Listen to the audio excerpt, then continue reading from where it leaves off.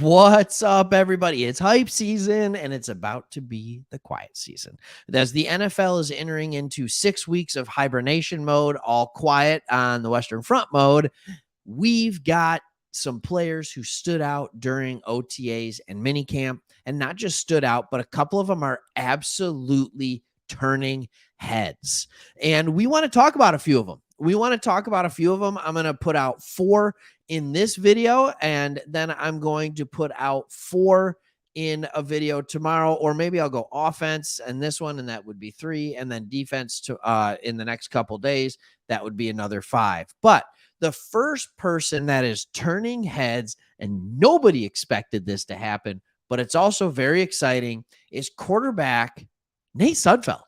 The backup quarterback, where we all talked about, yep, we need to do more in the backup position and stuff like this. And most people are probably going to be like, man, get out of here with this. Don't. I'm not going to talk about it for too long. And I got 2 more players, don't forget. But Nate Sudfeld, remember, everybody wants Hendon Hooker to be the answer here. I get it. And you should. You do want Hendon Hooker to be the answer here. But Nate Sudfeld needs to be the answer this year. And if Goff gets hurt, you need a quarterback who can come in, that can continue to run the offense, that can continue to keep it as a well-oiled machine. Both Dan Campbell and quarterbacks coach Mark Brunell, good old lefty, sung his praises over the past couple of weeks. We've heard a ton about it. And from the people that were able to get into practices, they all agreed. All right. It's hard not to have preconceived notions on this guy. It's hard not to be like, come on, is he really going to be good enough? But when seeing him fully practice, people come away with even more confidence in the backup position than they did coming in.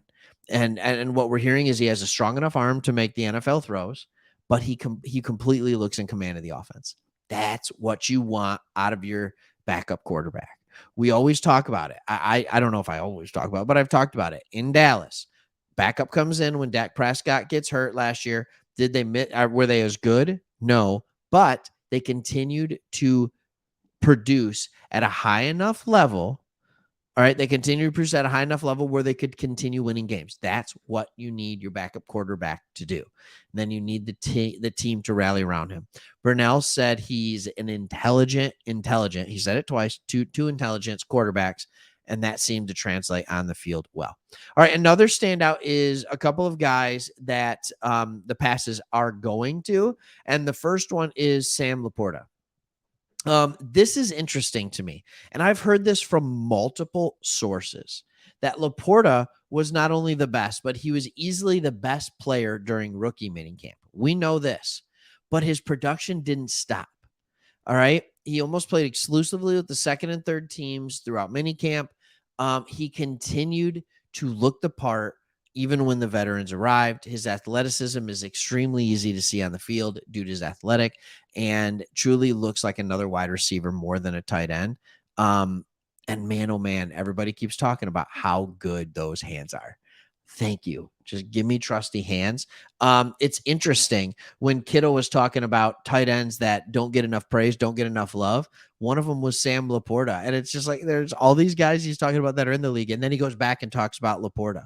Said he's worked out with Laporta. He's like, he is going to be something special in this league. I think that's pretty amazing. I really do.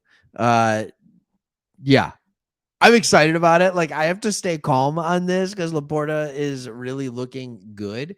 But we'll kind of go from there. Another one to stand out is, I know this is hard, but this is what I'm seeing. This is what I'm hearing, is Amon-Ra St. Brown. The first team offense struggled a lot during camp, but St. Brown was not one of them. All right.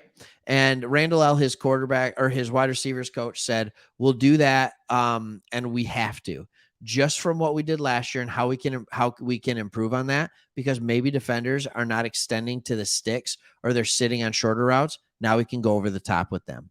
That is one thing that St. Brown is starting to show now, is that if a wide receiver is going to cheat on the underneath route, he has the ability to take it over the top. What's up? Like, and that's great. And also, how many times, if Jameson Williams is in the game, are they going to be able to sit on there if they're on the same side of the field? Like, you are still going, you have to go back because of the speed that they show. You have to. So what we have is a backup quarterback and 2 offensive players. There were 5 defenders that stood out. I will make another video on that bad boy, so look forward to that. This is exciting though. Isn't it nice to have players that stood out? And when we're reading the names, it's not a bunch of UDFAs. It's not a bunch of guys that you're like, man, I don't think that guy should make an NFL roster. And all of a sudden, here he is working with the starters and making, and and it's just no, our roster is so much better now. Instead of talking about, no offense, AJ Parker, and instead of talking about how all of a sudden this guy is seriously not only going to make the team, but he's an undrafted free agent that's going to be our starting nickel corner. Instead of having that conversation going into the season, we're having the conversation of Sam Laporta looks unbelievable at practice, looks as good, if not better than anyone else, but he's working with the second and third team, and he's still trying to earn his way up to the top spot. This is fantastic. This is what we need to be talking about. The right players are showing out at the right time. There's depth, and it's exciting. Look for that next video of other players that are turning heads at the Detroit Lions, minicamp. And we'll see you on the next one. Hit that subscribe button. And if you haven't already, check out our other channel. We started a new channel. It's called Sports Talk Extra. And we know Detroit doesn't get a ton of national media attention, more now that we've done Hard Knocks. All right, but that's going to fade. We know that there are many other teams around the league that are kind of the same. We love the little guy. So we started a channel, Sports Talk Extra, that's going to help feed into our NFL love. It's going to help us actually, believe it or not, produce even more content here. So if you want to support what Chris and I are doing, go ahead, go over there, subscribe to that channel if you like it. If you don't subscribe. So thankful for having you all here. Keep watching the videos. And hey, we'll see you on the next one.